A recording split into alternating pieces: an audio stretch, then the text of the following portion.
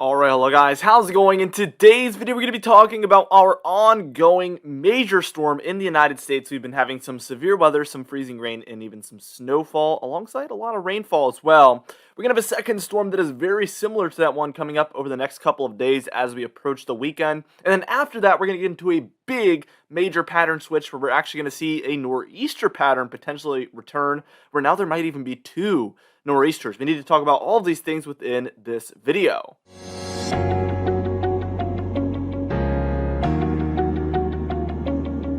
Anyways, before I get into this video, be sure to smash that like button, leave a comment down below, and subscribe for more weather-related content. For today's comment of the day, I want to know, how long do you think we can stay in that nor'easter pattern once we reach it? Do you think it's going to be very short-lived, or do you think we're actually going to be in that pattern predominantly throughout the month of March? Let me know in the comments down below what your thoughts are, and I'll be picking one of those for tomorrow's video. Let's get straight into this video.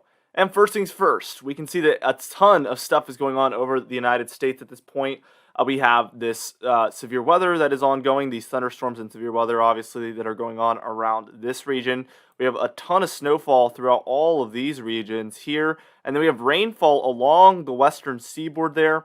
And then we even have some showers that are trying to pop up here along the eastern seaboard, and all of this will eventually move into this region anyway. So we have so much going on. Let's just zoom into each individual region, because pretty much every region in the United States is seeing some sort of stormy weather of sorts going on.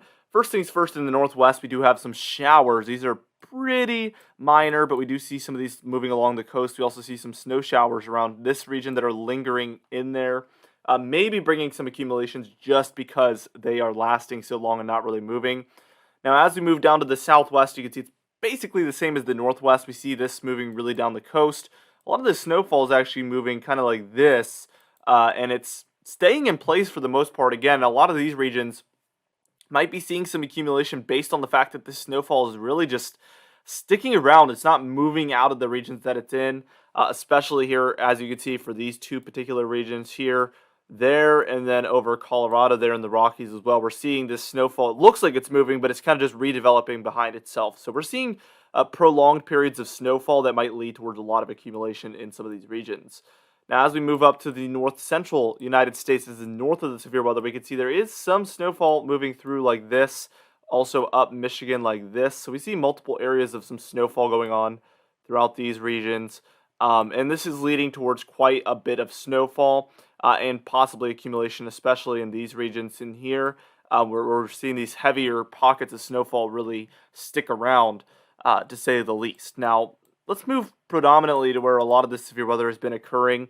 And we just got our first tornado warning of the day, I'm pretty sure, right in here. So we're going to be taking a zoomed in look at that. But you can tell how much lightning is going on with this, this pocket right here.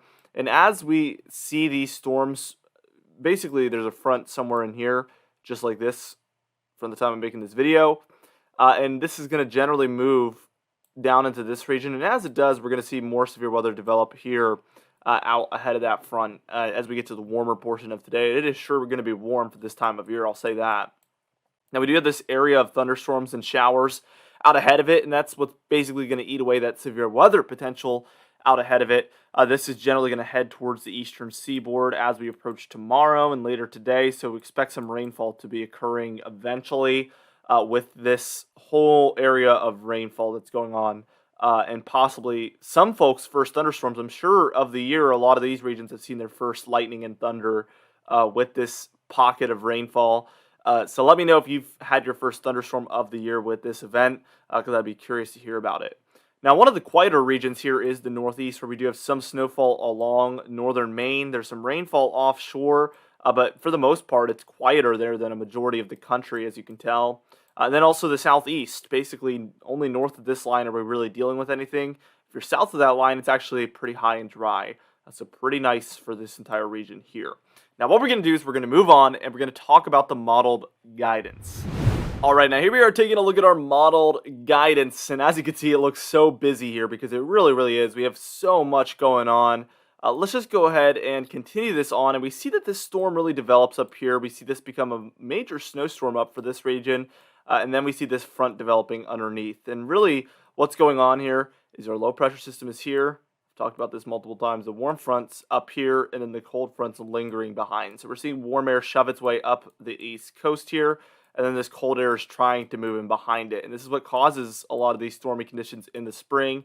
So this region's going to need to watch out for some stronger showers or potentially thunderstorms at times as that cold front rolls through, because it's going to be quite intense as it tries to roll through. It becomes a bit stationary, which basically just means that it's, the warm is pushing equal to the cold here, and it's just staying in place. And oftentimes what we see happen in that case is the showers will move along the front there like this. So that leads towards flooding at times, as you could imagine, as there's such an elongated area of rainfall moving along that front. We will be potentially watching for that to set up somewhere in here, and that could lead towards some flooding rainfall. Now, as that first storm had been moving out, we do see that one has dipped down like this, and it's going to take a very similar track just like this. So let's watch this next one play out as we approach the weekend. We see this ice develop in here. Again, I'm very concerned about that because it does like kind of a 1-2 punch. We'll see that in a minute. We're seeing tons of snowfall here for the Rockies and a lot of the West. This kind of breaks up a little bit, and then we're seeing it kind of reestablish itself behind itself.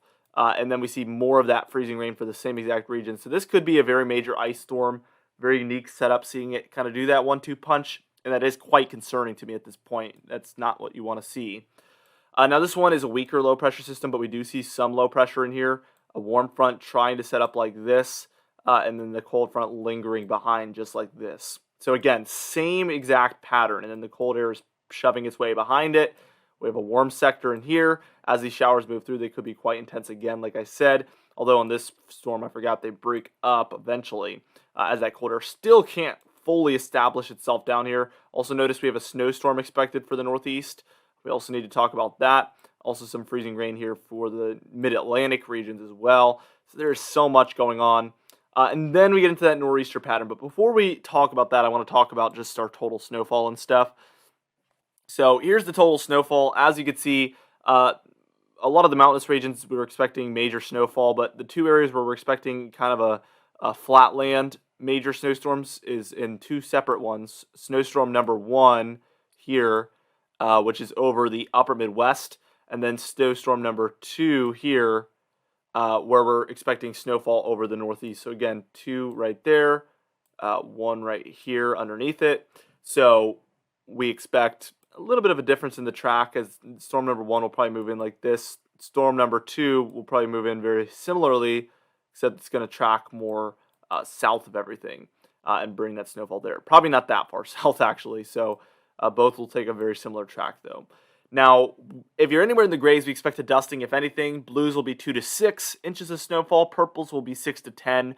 Pinks are going to be your 10 to 20 inches of snowfall. And if you happen to be in Colorado here at the tippy top of these mountains, or perhaps here in Canada, I'm underlining it there. If you're in the lighter pastels that are more bluish, that's going to be your 20 to 30 inches of snowfall. And those purplish pastels, which we see here in southern Colorado, again, I'm going to underline it right there. That is where we're at, 30 inches plus. So we're going to be watching for that for sure, as that is a huge amount of snowfall. Now, as far as freezing rain, let me get that on screen here. Obviously, these regions expect a major amount of freezing rain, unfortunately, due to that 1-2 punch. But also the Northeast here expecting quite a bit. And with the storm number 1, we also get some right here.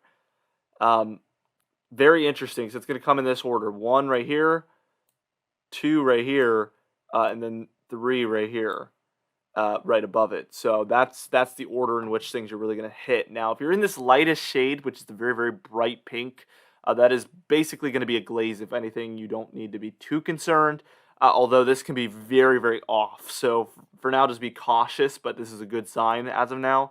That second pinkish shade is going to be your 1/4 inch to 1/2 inch, where you start to get more concerned. I see some of that for northern Michigan there, southern Wisconsin, so just to name a few areas so you can find that color shade. And then as it gets a bit darker, that's where we're at 1/2 inch to a 3/4 inch as it gets a little bit darker. And then 3/4 inch to an entire inch for areas like most of southern New England there, Pennsylvania, New Jersey. I'm seeing some of that, Maryland as well. But it's these dark shades that are showing up. You see those kind of like very dark, small areas. That's where we're over 1 1/4 inch to even 2 inches So that's where we're getting a significant amount of freezing rain with that 1-2 punch, and I am concerned about that at this point, obviously. Now let's move back, and we're going to talk about the storms that come after this pattern sets in, because the jet stream really flips around where we see a trough in the east here. It is pretty flat like this, so that's why this storm is kind of going to do this and then just flatten out with it. So we'll see that play out. See how it just moves right offshore innocently. The jet stream is moving way too strong just horizontally right here. As you can tell, those blue lines are moving with that arrow, and the red lines are too at that point. That means that jet stream is heading out to sea flat. So we're not getting any pull up the coast. It's going straight offshore. Now, this does lead to some potential for these regions if it trends any further north. For a snowstorm, we have seen that on a couple model runs. So we're going to be watching that region in particular for some potential snowfall as this cool down moves through and a low pressure system moves underneath as a southern slider / nor'easter type storm. We have to watch for that, obviously. But this model, the European model, says that's not the only one that's going to come in, because by March 1st and March 2nd, we see another storm. Basically, this is the jet stream. We see another storm kind of dip in and try to get involved as well. So we'll watch that play out. And as it does, it moves up the coast, this one, and then we see a snowstorm here for the northeast is a 995 millibar nor'easter, which would be really interesting. So we need to watch that as well. Also note that during this entire model run, watch the northwest real quick. Look at how much look at how much storminess impacts this region right here. Very, very active pattern we find ourselves in. 1, 2, 3, 4, 5, 6... maybe 6 storms over the next 10 days. I mean, ridiculous stuff here, guys. Probably massive amounts of snowfall by the time we reach the end of the model run. Yep, absolutely massive snowfall totals. And as far as total precipitation, also massive amounts. Although the southeast is actually really competitive here. I guess the entire east with all those storms that we're going to see as well. So lots of precipitation on the way, guys. Lots and lots and lots of precipitation. We're not going to take a look at the GFS today because it basically agrees with everything, so we're not even going to bother, but it basically agrees with this model. But here's the Storm Prediction Center for today, because we still have some severe weather expected. And here it is. We have a slight risk there in the yellow still, obviously. General thunderstorm risk for 4 different regions. 1 there for California, 1 there for the Rockies, 1 there for Texas and Oklahoma, and then 1 here for a very, very large region. Now, that's where we expect general thunderstorms. We don't expect severe weather, although we do know it is possible, obviously, but we don't expect it. Now, here in the marginal area, which is our darker green region, that's where we expect isolated severe weather to potentially take place in there, but the likelihood isn't necessarily high, it's just there. The slight risk is where we expect higher likelihood of severe weather, and also we expect it to be scattered throughout this region potentially once we take a look at the storm reports. Once we take a look at how much wind occurred, hail, tornadoes, we expect those to be scattered within this yellow region. Now, as far as wind, we have a 5% chance of damaging wind within 25 miles of a given location there within the brown. We have a 15% chance there within the yellow. Then as we move to the hail, you can see we only have a 5% chance here, no 15% chance. Now, for tornadoes, we have a 2% chance of tornadoes within 25 miles of a given location there within the green, and 5% chance there within the brown. So we're going to be watching for tornadoes throughout the day today. Heed those warnings as they come in, guys, because there is potential for tornadoes to touch down on the ground today, so we don't want anybody to be caught off guard. Anyway, for today's confidence tab, we're at a 4 out of 6 still. I don't even want to talk about it every single day, guys. For today's comment of the day, I asked you guys, what do you think is going to be going on with this big pattern change? What's this going to lead towards? Is it going to be more intense, less intense? And James Marr said, I believe early next week we will see a big pattern change that will be a little less intense than the pattern we are currently in, but it will set up for a cold and snowy pattern in the east. And it seems like at least briefly that will be the case based on those 2 nor'easters as that cold air moves in. Very, very interesting pattern we find ourselves in. For today's patron highlight of the day, I want to thank you all for supporting the channel, but especially our platinum patrons, Bill Crates, James Wade, Dovin Nagel, Lure the Pan, Mandy Birchfield, Patrick Strickland, Dave Scott, and Donna Carnes as well. I would also like to thank our diamond patrons, Bill Roberts, Marcus Connolly, Noah Harley, Michael Kudalasa, Catbite, Charles Stinnett, Bill Dallas, Gary's, and John Colisi also. I would also like to thank our channel members, Catbite, Stephen Fan, and Jeremy Cox as well. Anyway, guys, thank you so much for watching this video. Be sure to smash that like button, leave a comment down below, and subscribe for more weather-related content. I'll see you guys in the next video.